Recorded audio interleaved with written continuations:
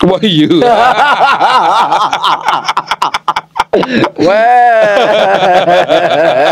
Straightforward juga ya. Gitu kan. Ya itu udah resis sih gue bilang sih ya. Dan gue juga reply aja. Iya. That's the question yang I ask juga my boss. Ya why me? Iya. Why you need someone from Indonesia? Iya. 1,000 kilometers away to be your boss. Iya. You should tell me, why not you? Iya.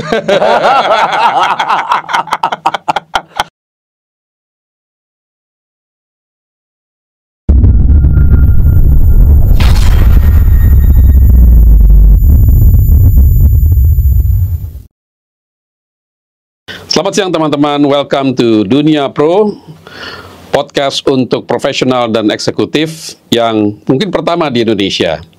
Bersama saya hari ini telah hadir narasumber kita, Indra Kampono, yang merupakan teman lama saya, sahabat lama saya, yang saya sudah kenal mungkin lebih dari 15 tahun. Indra adalah seorang banker, mengawali karirnya dengan bank-bank multinasional dan sekarang beliau berkarir sebagai Senior Executive Vice President untuk Bank Syariah Indonesia, covering untuk syndication, structured finance, transaction banking, dan strategi. Selamat datang, bro. Apa kabar? Baik bro, waduh keren banget nih, udah punya podcast keren. It's been a while ya bro ya, it's been a while. It's been a while, ya. When you call me last time itu, mau dapat, waduh, ini level up namanya. Keren ya, keren. Mencoba sesuatu yang baru. Iya, keren. Biar nanti nggak nyesel. Kenapa nggak dicoba kemarin-kemarin? Gitu. Cobain aja dulu, ya kan? This is my second or third podcast, tapi ini beda banget gitu. Ini beda banget. Just do it mentality aja. Gimana kabar bro? Sehat, alhamdulillah. Alhamdulillah sehat ya. Iya, alhamdulillah sehat. Oke. Keluarga juga baik-baik aja. Alhamdulillah semuanya sehat. Iya. Kita ngomong-ngomong santai aja. Kita ngomong mengenai kan gue selalu ngelihat lo itu kan eksekutif yang sukses lah ya. Banker yang sukses gitu kan. Terus juga gue lihat juga dari bank pernah masuk ke rating agency, terus sekarang masuk ke bank syariah gitu loh. Jadi gue yakin pemirsa di rumah itu bakal ada yang pelajari lah dari session kita ini gitu, ngobrol-ngobrol gitu loh. Mungkin pertama ngomong mengenai ini dulu nih, posisi sekarang nih di BSI ya. SCVP untuk, kalau nggak salah lo pegang ada beberapa area ya bisnis ya. EVP bukan SCVP. Nggak ada S-nya, EVP. Oh, EVP. Ya. Oke, salah. Salah. Ntar gue tegur lagi ntar. Itu kelebihan S tuh. Kelebihan S. Oke, Executive Vice President. Jadi lo pegang syndication, ya kan? Lo pegang structured finance, ya kan? Terus pegang transaction banking. Value chain. Oke. Terus gue pegang business strategy. Ya. Corporate funding. Terus ada legal wholesale. Sama infrastructure. Iya. Banyak amat kerjaannya bro. Kebanyakan. Sebelumnya pas gue masuk ada lagi tambahan 2. Kayaknya harus tambah gaji nih. Amin. Iya. Nah, pertama-tama kita mulai dari ini dulu nih, Bank Syariah nih. Kan banyak orang ya, pemirsa di rumah juga mungkin bertanya-tanya gitu ya. Sebagian mungkin udah tahu beda Bank Syariah sama bank konvensional. Bedanya apa sih bro? Kalau dalam layman terms ya, bahasa orang awam, bedanya apa? Bedanya ya, prinsip-prinsip perbankan syariah dengan konven ya, of course kita mengikuti prinsip-prinsip syariah, ya kan, dimana pembiayaan syariah itu harus very transparan, ya kan, very transparan ya. Ini gue baca nih ya, kita mesti transparan, kemudian nggak ada riba. Ya kan, jadi nggak ada riba, jadi nggak boleh tuh adanya berbunga tuh nggak boleh gitu kan, baik dalam transaksi investasi maupun pinjaman. Ya kita bilangnya bagi hasil, ya kan. Kemudian istilahnya nggak ada ketidakpastian, nggak ada goror. Jadi kita mesti transaksi yang mengandung kepastian, nggak boleh ada spekulasi itu nggak boleh. Nah, terus perjudian atau mesir itu pasti nggak boleh lah ya, by any religion sebenarnya juga nggak boleh gitu. Jadi Islam sama sekali nggak boleh tuh, spekulasi perjudian itu dilarang, jadi kita nggak akan membiayai itu. Kemudian halal dan haram, jadi pembiayaan, transaksi, investasi yang kita lakukan itu ya tidak boleh menyentuh produk-produk atau industri yang dianggap haram oleh hukum Islam. Contohnya ya alkohol kita nggak boleh, perjudian kita nggak boleh. Pokoknya ini substitute any activities yang ternakan babi gitu nggak bisa ya? Nggak bisa, Oke. nggak bisa itu. Oke. Ya. Even untuk perhotelan aja gitu ya, itu juga nggak bisa semuanya. Gitu.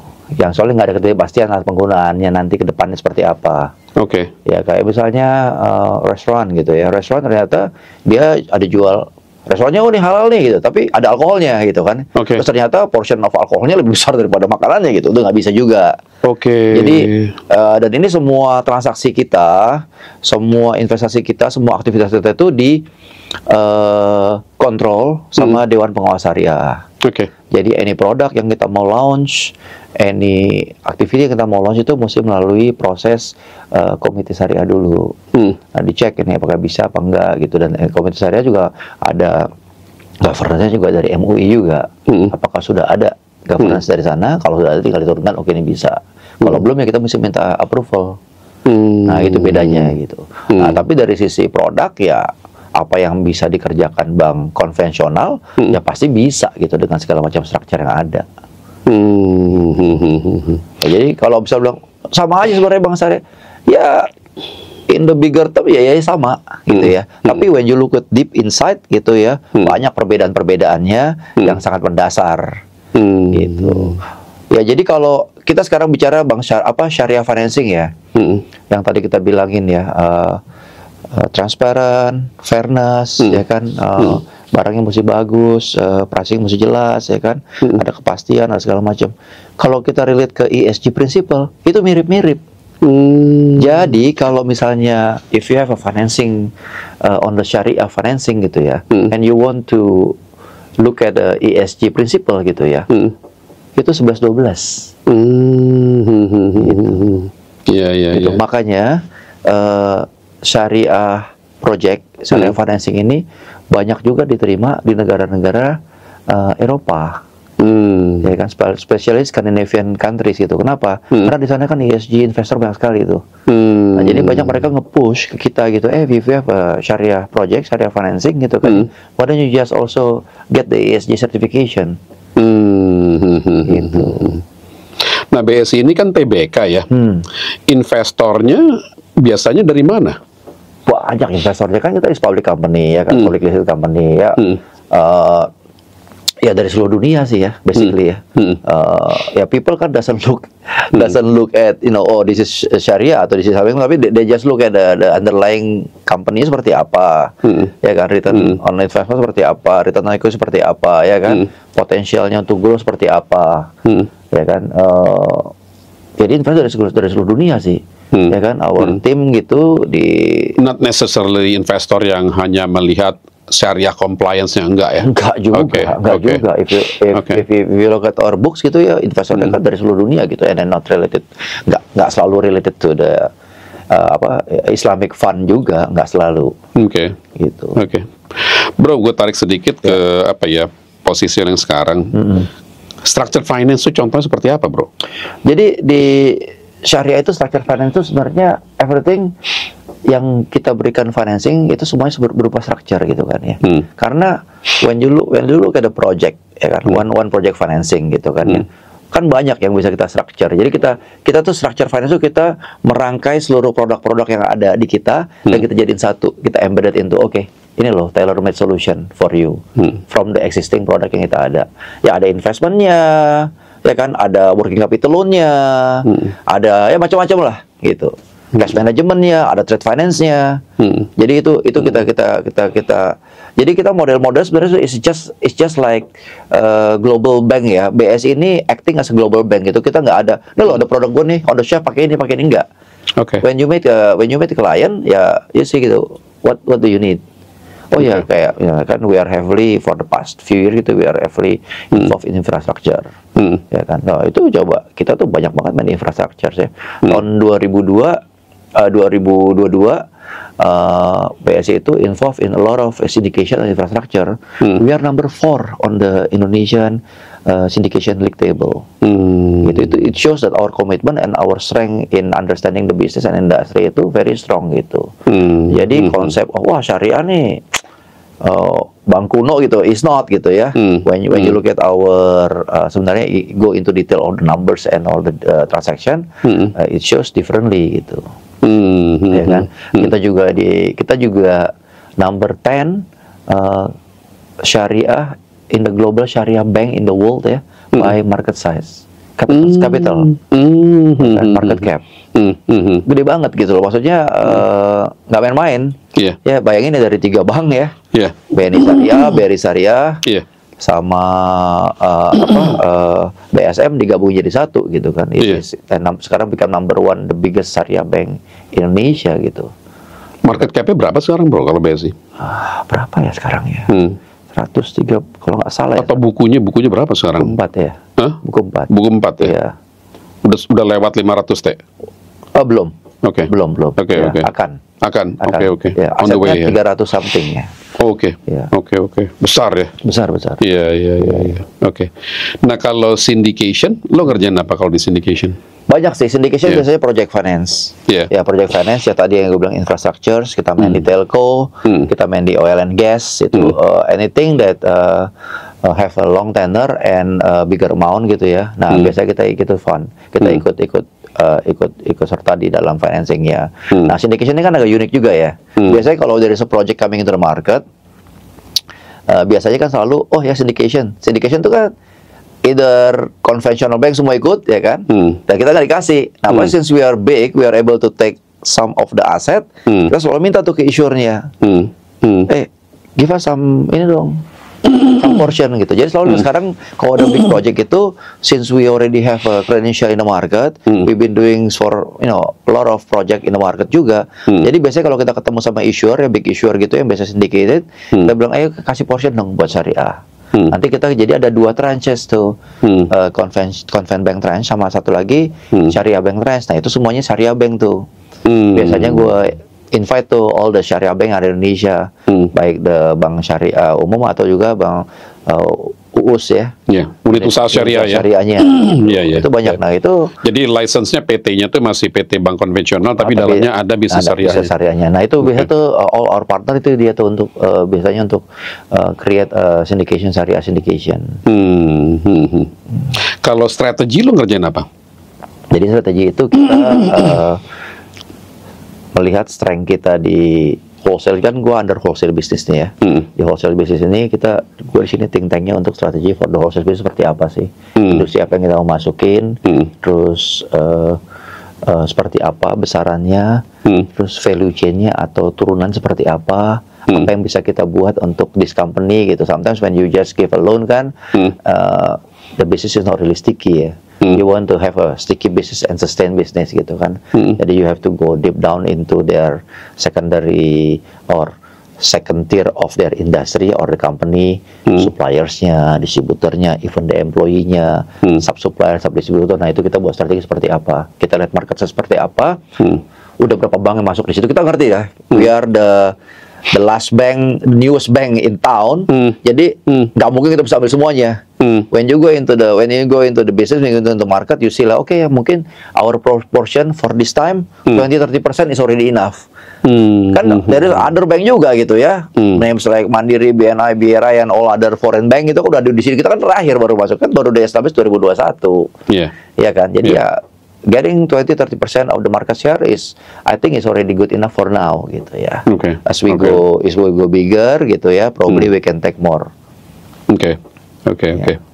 Nah yang 3 lagi tadi apa ya? Jadi tadi kan udah syndication, udah structured finance, value chain. Value chain apa nih? Gue lagi coba supaya pemirsa di rumah juga tahu nih apa sih perbankan tuh kan bahasanya agak-agak ini ya, agak-agak nggak gampang dimengerti gitu loh. Kadang-kadang ada kata finance, sama-sama punya kata finance, tapi artinya beda gitu. Jadi value chain itu kita melihat company itu as a ecosystem.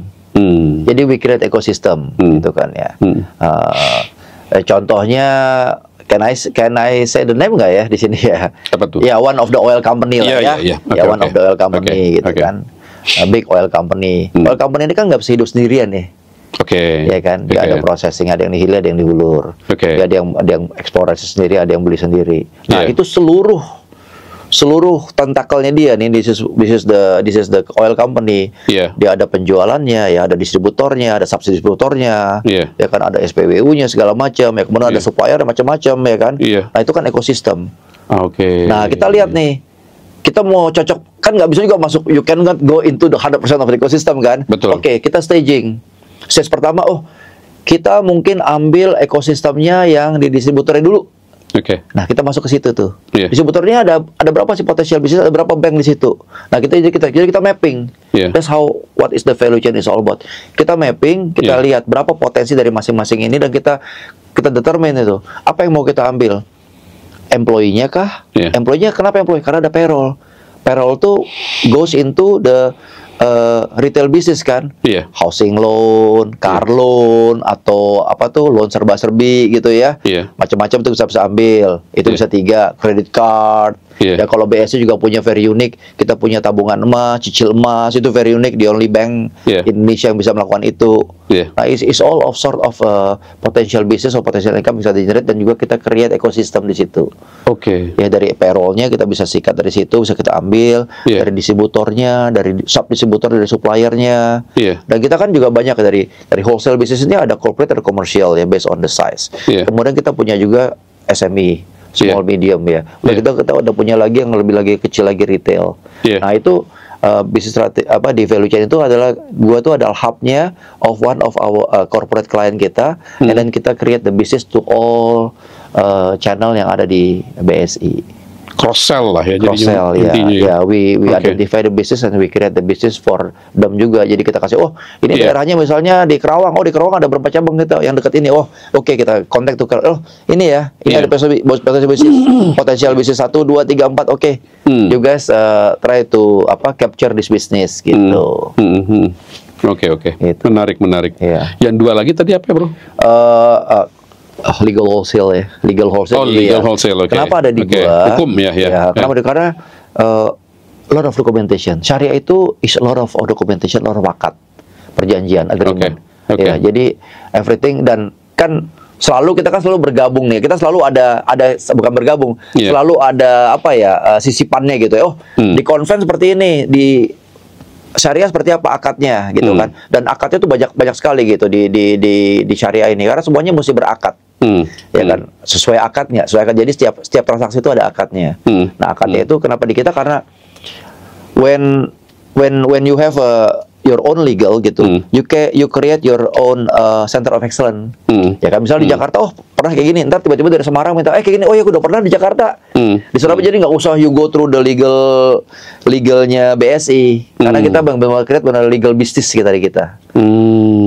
Ya kan, syndication semua dokumennya banyak, structure banyak gitu, macam-macam. Value chain juga ada tanda tangannya juga banyak itu, agreementnya. Jadi kita punya legal. Termasuk syariah compliance-nya juga. Syariah compliance punya sendiri. Jadi kita based on the documentation-nya aja. Oke. Ya, of course ini juga kita ditopang juga dengan external lawyers juga gitu ya. Kalau misalnya kita sesuai yang di luar, yang di luar kebiasaan kita juga bisa kontak our external lawyers yang kita punya. Iya. Kan? Tapi kalau bisnis di bawah lo itu kan kebanyakan kan memang kalau bisa gue summarize gitu ya, klien itu banyak corporate atau komersial gitu kan. Berarti kan banyak bespoke solutions juga atau tailor-made solutions gitu loh. Di custom lah, disesuaikan dengan kebutuhan klien. Berarti lu harus ada orang syariahnya yang standby ya, yang untuk mereview kontrak, agreement segala macam gitu ya. Kalau itu yang mereview itu, makanya itu legal gue. Legal wholesale gue tuh yang dia nge-review semuanya. Segala macam kontrak dan segala macam itu mereka, tim gue itu yang mereview. Jadi kita nggak through the legal yang namanya general legal, karena itu kan dia banyak sekali ya. Membawahi kontrak segala macam gitu kan ya. Ini kan gitu ya, jadi beda kan ya legal. Kalau if you send this, of course you capable, tapi kan pasti banyak banget itu kan. Betul. Numpuk, dan ini kan kalau ini kita udah ini sama kok, mirip-mirip sama yang kemarin. Ini mirip-mirip sama yang deal yang seperti itu, mirip, jadi udah tahu gitu loh. Kita create center of excellence khusus untuk corporate. Oke. Tapi kalau misalnya kayak lu misalnya pembiayaan, misalnya project financing lah misalnya gitu untuk pembangunan rumah sakit, itu ada syariah timnya nggak yang mengawal gitu ya untuk memastikan bahwa itu syariah compliant? Oh iya, jadi setiap Oke. setiap kita mau memberikan financing itu ada prosesnya kan ya. Nah, ada satu proses di mana technical discussion itu di situ ada syariah compliance yang di situ. Compliance syariah, ya kan, legal syariah segala macam itu memberikan masukan, ya, mereview segala macam. Oh ya, oke, this is syariah compliance, baru bisa go through the credit process. Jadi sebelum credit process itu mesti dilalui dulu tuh. Oh, even before credit process. Iya, even before credit process, Okay, ya kan. You go, of course, you go to pipeline segala macam, ya kan, and then you go to technical, kita sebutnya technical bidding gitu, yang di situ ada itunya.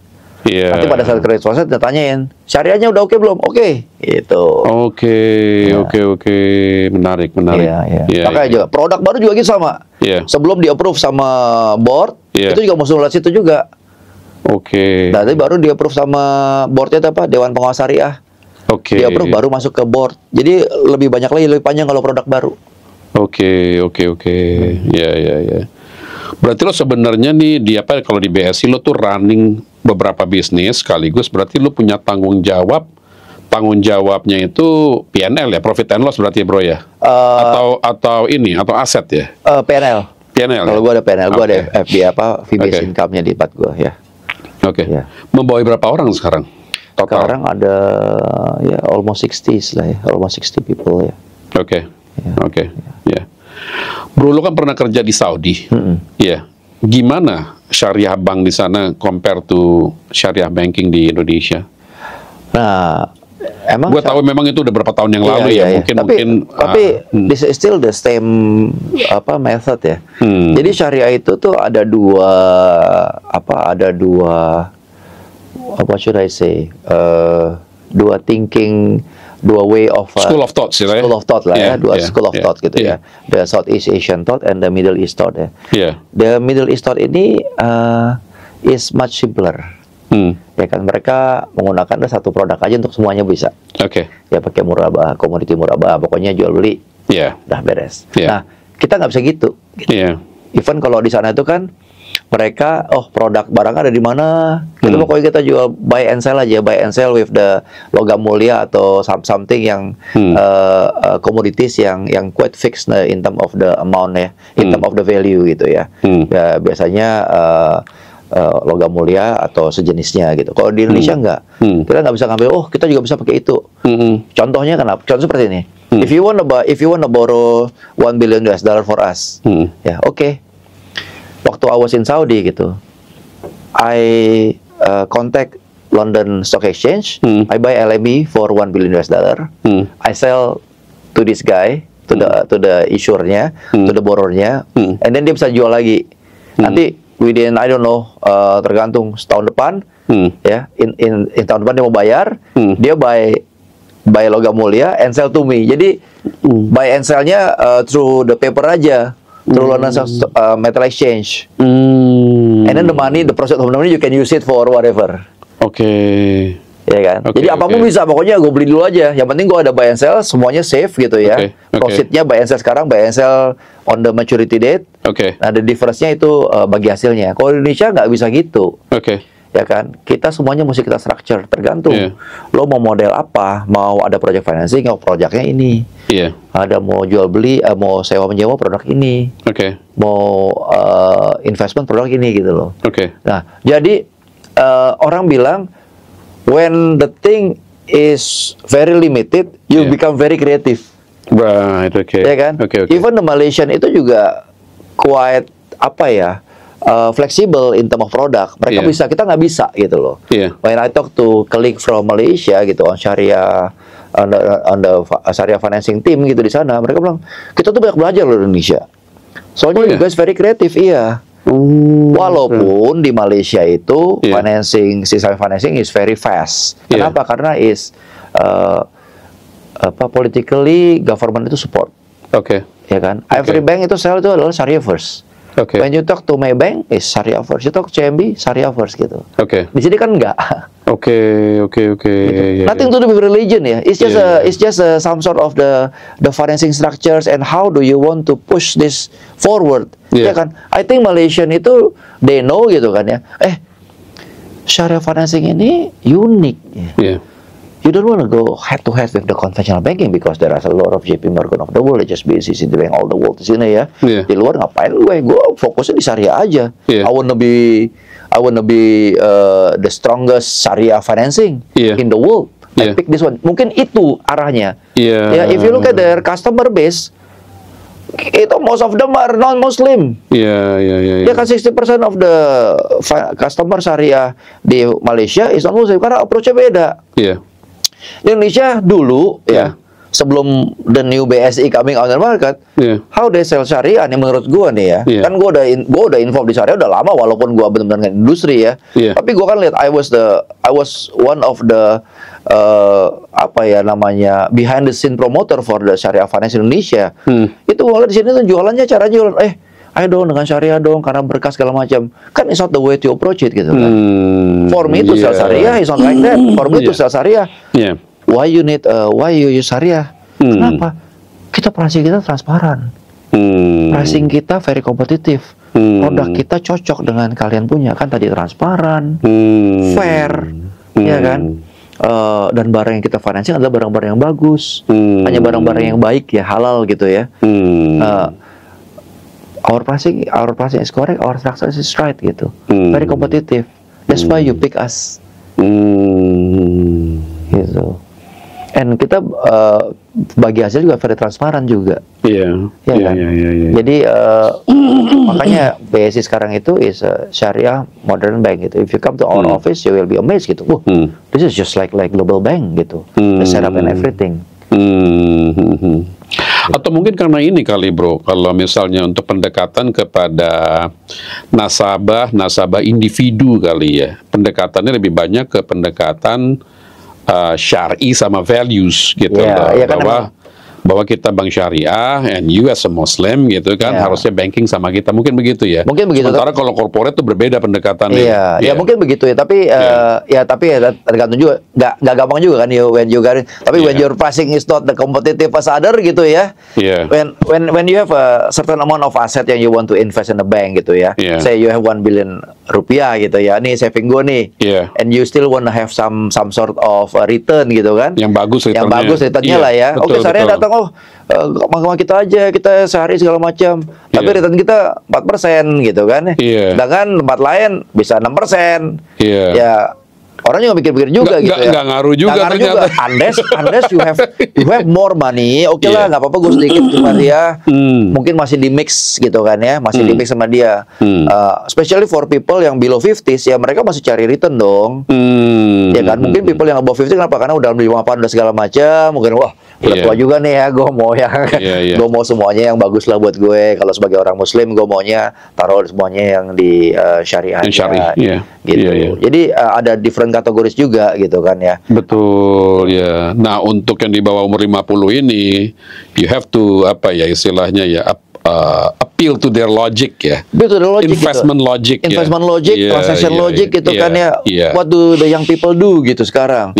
Do they really buy a house or they just want to rent? Sekarang kan ya anak-anak muda kan nggak beli rumah ya. Iya betul. They spend a lot on traveling, they spend a lot of experience segala macam gitu kan ya. Dan I think the strategy for the different ages ini ya differently gitu ya. How to approach it in Syariah way. Iya. Kalau ya harus gitulah. Masih the right product, the right pricing, the right structure. Kalau you put ini oke nih bagus nih karena ini berkas segala macam. Ya I know that's the basic gitu ya. Tapi what's the difference between you and other gitu. Right. Oke. Masa lu taruh di bank tempat lain, lu nggak berkah kan nggak boleh juga kamu gitu kan? Who are you telling you that type of statement kan nggak bisa gitu. Oke. Got it. Oke. Bro, bisa cerita sedikit nggak your personal background? Personal background ya, gue sebenarnya banker ya. Been with foreign bank, started as a foreign banker ya. Sambil minum bro. Ya, ODP, ya 10 tahun dulu with HSBC, ya.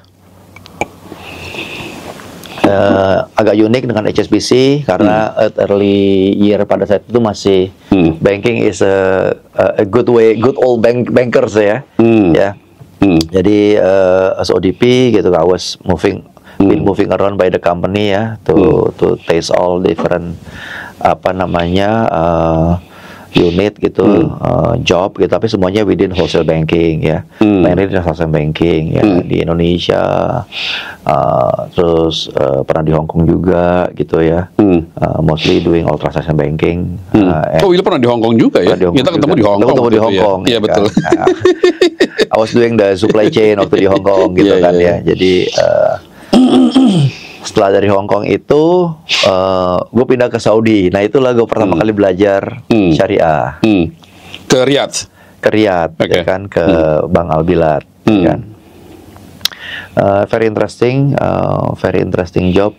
I think it's very nice job ya. Tapi too young for me. Kenapa? Karena di Saudi itu sebenarnya you don't have to, you cannot look for a career. Just money. Ya kan. But when you're young, you want to excel di sana kan. Money is very good, tapi in term of career probably ya udah mentok lo di situ. Ya kan. Anyway, terus pindah ke Jakarta. Terus sama faktor social life kali ya.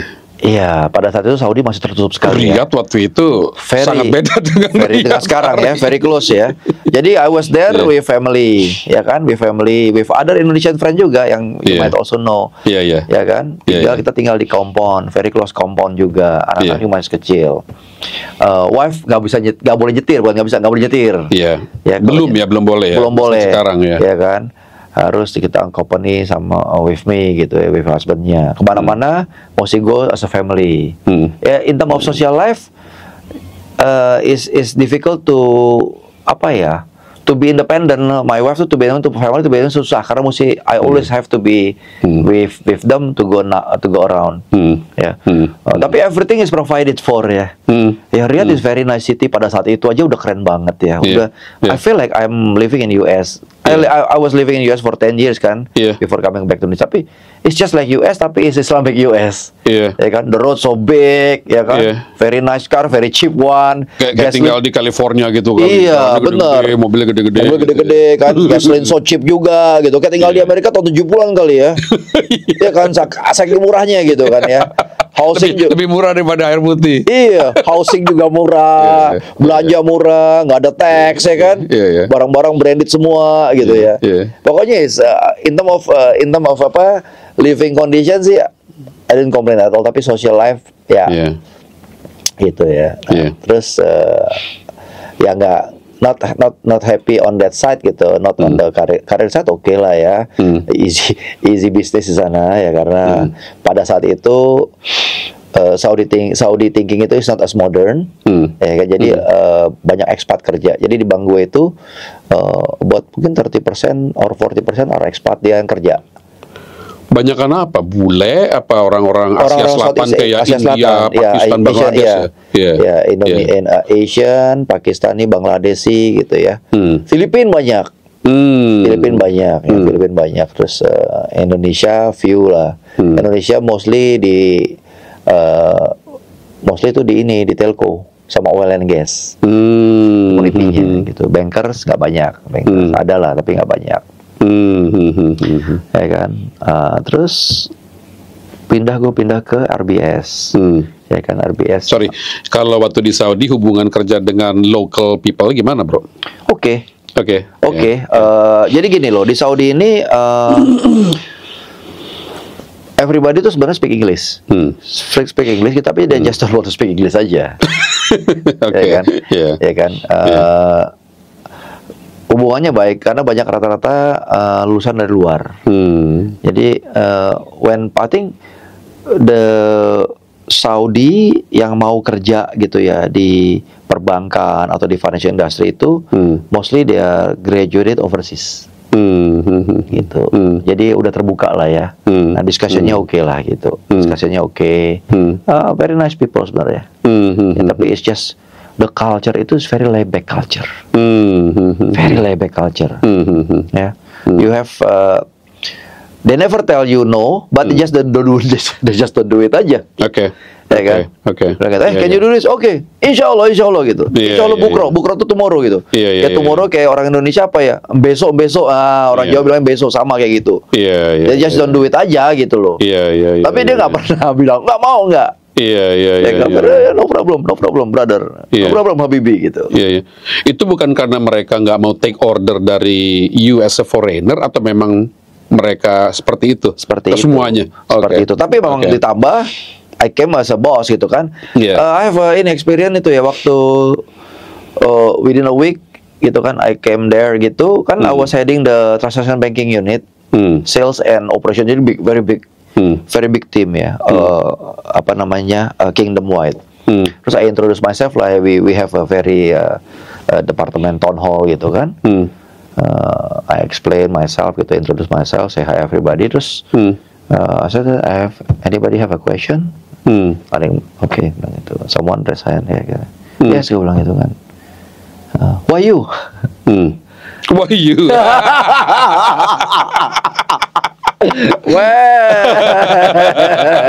Straightforward juga ya. Gitu kan. Ya itu udah resist sih gue bilang sih ya. Dan gue reply aja. Iya. That's the question yang I ask juga my boss. Ya, why me? Iya. Why you need someone from Indonesia, Iya. 1,000 kilometers away, Iya. to be your boss? Iya. You should tell me. Why not you? Iya. I'm more than happy to get out from here if you can take over this position. That's what my answer tuh. Gimana mau jawab apa gitu kan ya? Betul. Ya kan, that's what I was remember a question yang sangat Iya. unbelievably you don't even think it's coming gitu kan? Iya. Dites. Iya. Iya. Very unique ya, very unique apa namanya situation itu di sana tuh. Iya. Even we have the same religions ya, tapi it's very totally different culture. Iya. Agamanya sama, budaya yang berbeda. Super berbeda ya. Iya.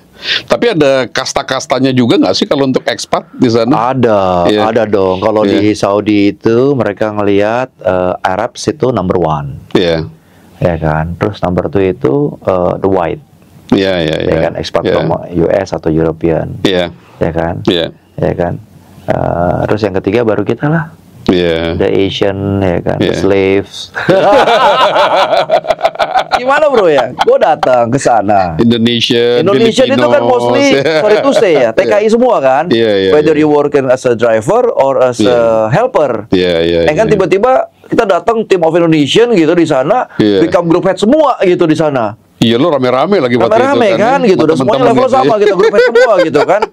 One below Invasion director. of Indonesian Makanya bankers. bingung gitu. Who are this guy gitu kan? Yeah. Why suddenly? And we are the newest private bank in the Saudi pada saat itu. Okay. And this bank itu owned by group of conglomerate yang close to the royal family. Jadi it's very Bang Alba itu pada saat di bank kita datang tuh lagi apa ya?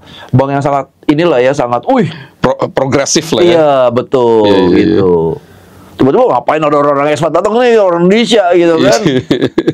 Nah, dulu CEO-nya kita tuh is a British guy ya. Iya. Is a British guy from Stanchart juga dulu, pernah di Stanchart Indonesia jadi CEO-nya, terus dia pindah ke New York before he moved there gitu kan. I knew him gitu. Iya. Terus ketemu, oh thanks God you guys coming here. What happened gitu kan, namanya Peter Verhoeven. Iya. What happened dulu gitu. Dutch ya, Belanda. Iya.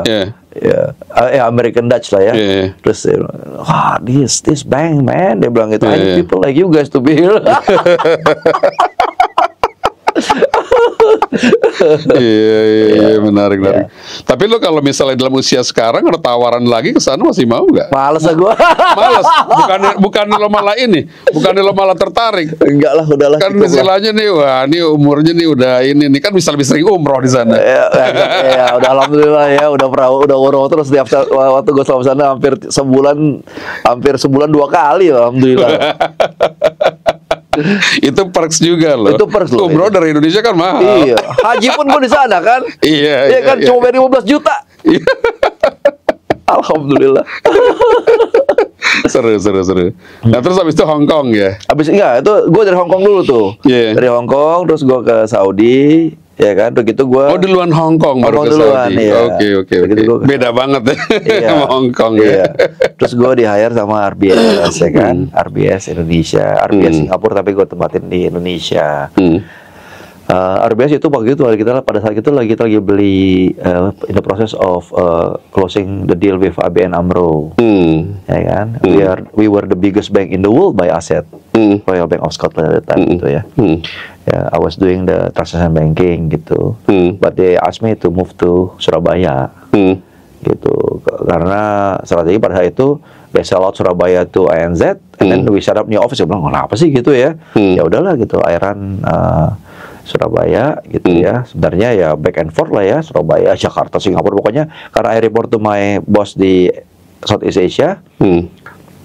Jadi kita we move around lah gitu kan, as a team gitu. Jadi kemudian after 2 years I went back to Jakarta, heading the FI. Ya kan? It was a very nice and easy job lah FI pada saat itu buat RBS ya.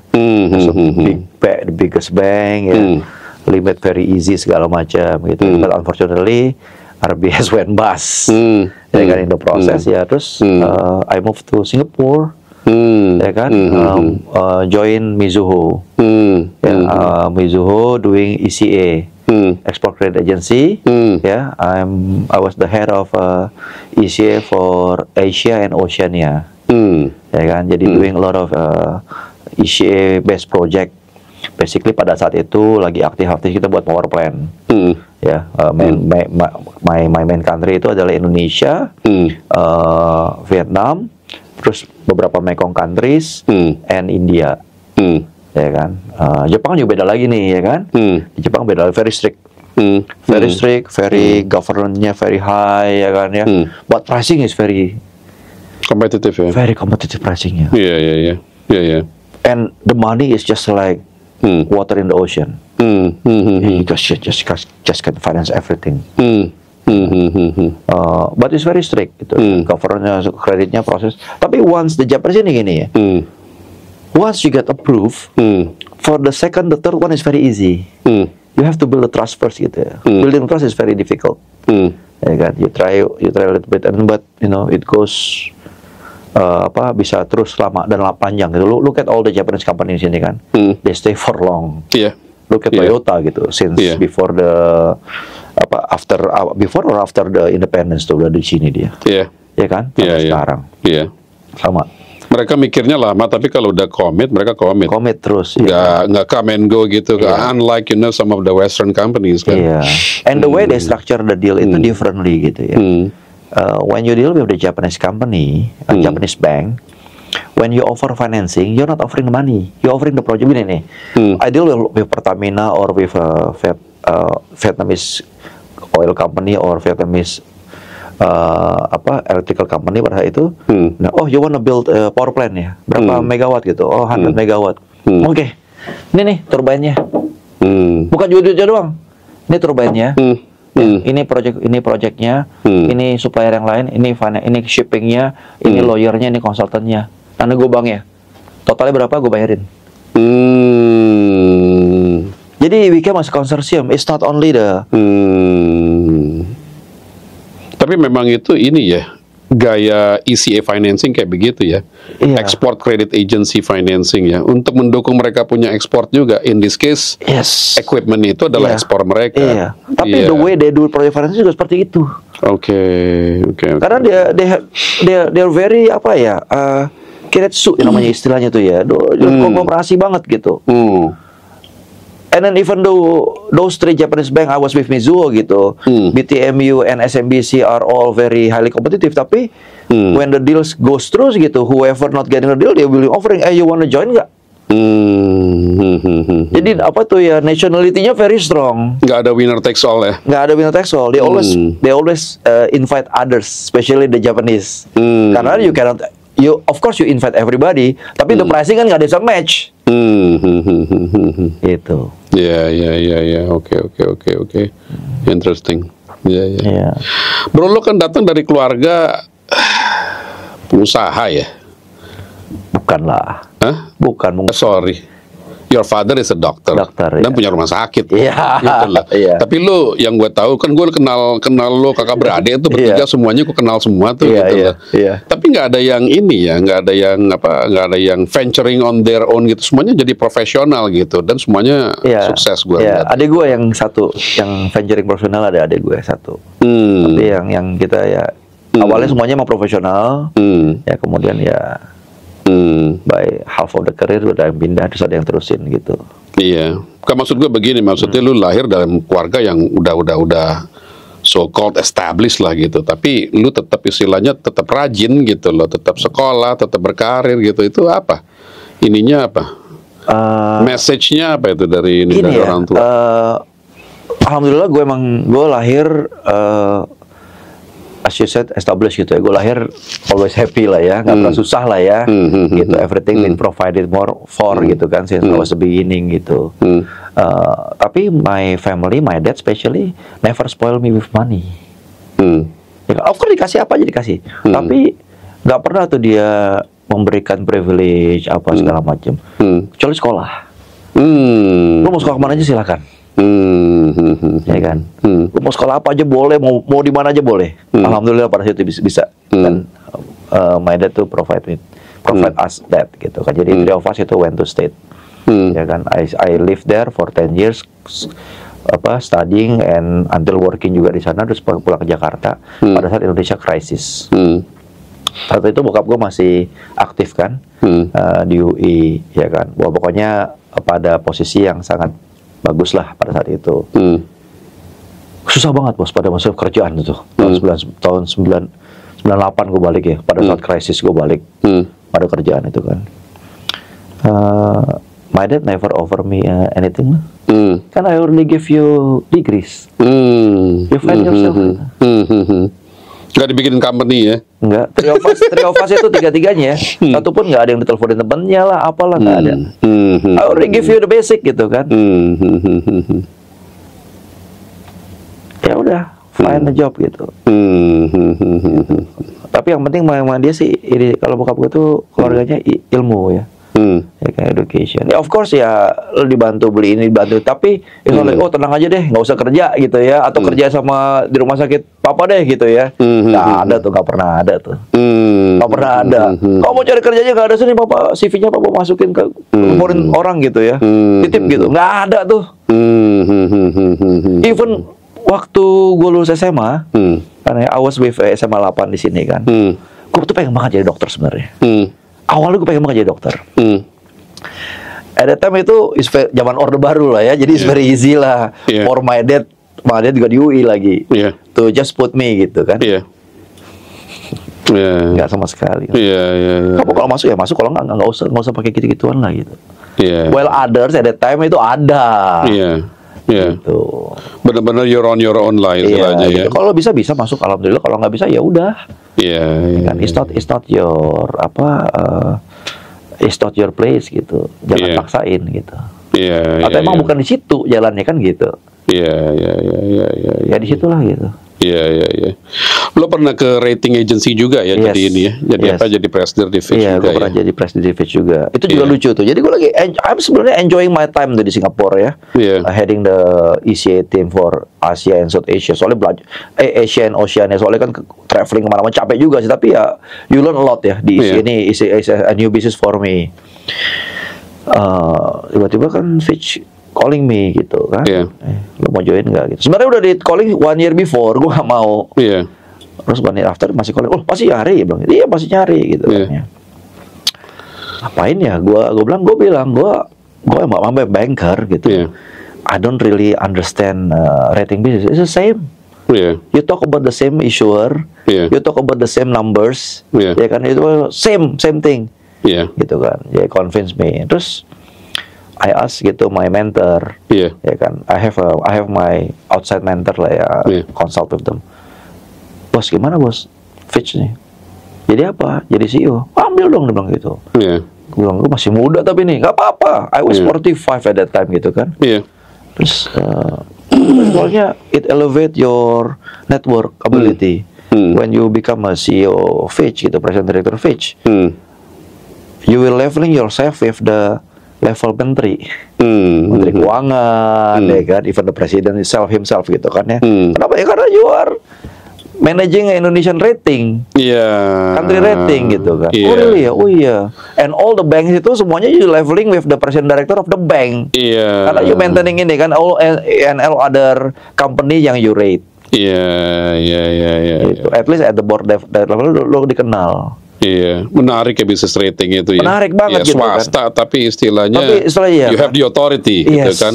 You are very independent, but people very respected the company. Gitu. After talk this and that gitu ya, gue pindah. Suka gitu, kenapa lu pindah gitu kan? Gue tuh lagi build Asian footprint, lagi bangun tim di Vietnam, bangun tim di Kamboja, pokoknya kita lagi gede-gedein untuk kan kalau ECA itu kan kita kejar project financing kan. Betul. Jadi negara-negara Mekong countries kan butuh electricity, power, butuh telco, ya kan, butuh toll road segala macam. Itu bisnisnya ECA banget. Ya di Indonesia oke lah, di India udah jalan semua gitu. Cuma di situ daerah-daerah yang subdevelop aja yang butuh kan. Jadi bos gue juga yang dari Tokyo datang gitu dari Tokyo datang, apa lo? Ya ini something interesting aja bro. Ya not happy, enggak, gue happy. Cuma di something different gitu kan. Personally buat gue something new. Ya udah. Terus pindahlah ke Jakarta gitu kan ya. Ternyata emang benar-benar is quite interesting business ya. Is easy but not that easy gitu. The first year of course is you understand the business, tapi by third year okay. You know how to navigate easily gitu ya. And by fourth year you become very bored. Biasaan. What else gitu? Karena you cannot advise. Kan as a banker you always give advice. Di rating kan enggak. You're very you cannot act as a consultant. Plain aja. Lo mau rating apa enggak? Rating lo bagus, gue bagus enggak? Ya ini kisi-kisi seperti ini gitu kan. Lo lihat deh perusahaan lo tuh kira-kira sama enggak dengan perusahaan ini. Nah, itu kayak gitu. You cannot tell to increase the rating you have to bid, nggak bisa gitu ya. Nggak bisa directly ya. You can discuss tapi nggak bisa directly gitu kan ya. It's different nature from a banker yang dimana you have to try to make things better or better project, better prospektus segala macam kan. Di rating enggak. It's very independent. Ini loh potretnya seperti ini. And this is what you have to maintain the rating. Kalau nggak rating lo turun. Kalau mau naik seperti ini, kalau mau turun seperti ini, dah gitu aja gitu kan. Semuanya in white and black. Justru independence-nya itu yang di value ya. Itu yang di value ya. Kalau gue nurunin, kalau udah hanky-panky rating agency repot kan. Kalau gue pernah mau nurunin rating beberapa BUMN gitu. Ya gue bilang gue plain simple aja. Sorry, we have to. Ya kan. Don't rate your rating because sorry, nggak bisa marah gitu ya. This is your numbers. This is your numbers, this is our criteria. Based on criteria, you're not here anymore. Atau you will be upgrade kan gitu kan? Betul. Iya kan? Nah itu gue banyak belajar in term of communication skill and delivering bad news. Delivering good news anybody can do ya. Delivering bad news to the highest level in the company when you meet with the state-owned company directors gitu kan? Nggak gampang om. Betul. Iya kan? Betul. Nggak gampang gitu. Nah itu di situ banyak I learn a lot of the soft skills sebenarnya di situ ya. Karena the hard skillnya kan is already there gitu ya. The soft skill di situ ya, communication with ministers ya, Bu Sri Mulyani, Pak Erlangga, Pak Luhut ya, even to the president himself juga gitu kan ya. And we had a few meetings lah with all these dignitaries gitu of the countries, and we got first-hand information gitu, where the country is going segala macam ya. Right. Jadi itu that's the perk-nya lah ya. You meet all these people gitu. Tapi I'm still young gitu ya. Jadi after 4 years gitu, pas hit COVID kan, hit COVID gitu, I close the store for 2 years. Jadi by Maret itu dapat pengumuman pemerintah, langsung tutup, jebret, tutup. Itu. Tutup, benar-benar tutup. Tutup, close down, working from home. Sampai even waktu gua resign, itu pun masih tutup. Gitu. Tapi aktivitas tetap berjalan kan? Aktivitas berjalan normal. Aktivitas berjalan normal. Ya, as a global company, infrastrukturnya is excellent lah ya. we have no issue with the infrastructures. Tapi begitu tutup ya udah tutup jebret, close down udah langsung.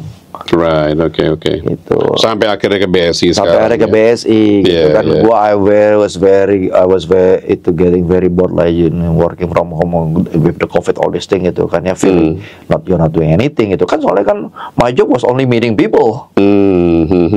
Ya kan? Okay.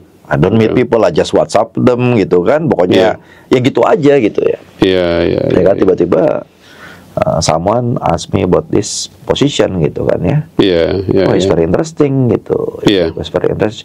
Nah, jadi selama when I was with Fitch itu 2000 berapa ya? 15 ya, starting 2015, 2000 ya. Ke 2016 itu karena hati gue tuh waktu itu emang udah lihat sebenarnya Islamic financing itu Indonesia tuh potensinya besar sekali. Oke. Sedangkan gue lihat pada saat itu sukuk development tuh very small. Ya, orang tuh pasti kalau issue tuh pasti just bond gitu ya. Nah, jadi setiap ketemu issuer gue bilang, why don't you just also issue bond and sukuk both? Jadi you get all the investors, not only the same investor, tapi also the other set of investor yang emang mencari sukuk. Gitu. Jadi gue bisa bilang I'm one of the promoter behind the scene for any issue of sukuk. Pada saat itu karena gue bicara directly to the issuer, convince them, kenapa gitu. Dan kita juga punya syariah team juga di Dubai pada saat itu ya. Jadi I brought him like ke Indonesia sering, meeting with all the people di sini, all the stakeholders gitu ya, to understand more gimana orang luar ngelihat sukuk isu Indonesia seperti apa. Banyak potensi-potensi dari Middle East, dari Europe juga, dari London gitu, banyak kan cari instrumen sukuk juga di Indonesia with the higher bigger yield gitu kan. Gitu. Oke. Bro, last question. Ya. Apa pesan untuk mereka yang ingin berkarir di bank syariah? Apa ya pesannya ya? Jadi ngelihat bank itu ya, bank syariah ini Indonesia ini udah cukup lama ya sebenarnya bank syariah ini ya. Tapi the modernization of syariah itu di carry out sama bank syariah Indonesia. Potensinya besar sekali saat ini ya. Saat ini syariah portion aset itu cuma 6% di Indonesia. Dari total aset bank di Indonesia? Yes. Wow, kecil banget ya. Kecil banget. Jadi upsize-nya banyak banget. Upsize-nya gede banget, upsize potentialnya. Being the biggest Islamic population in the world currently ya, in the world ya. I don't know 80% of the 280 juta orang tuh orang Muslim gitu ya. Ada yang what you call it conformist, ada yang hardcore segala macam gitu kan. Tapi there's a potensialnya besar sekali di situ ya kan. Islamic ekosistemnya banyak yang bisa kerjain. Dari food industry, medical industry, ya,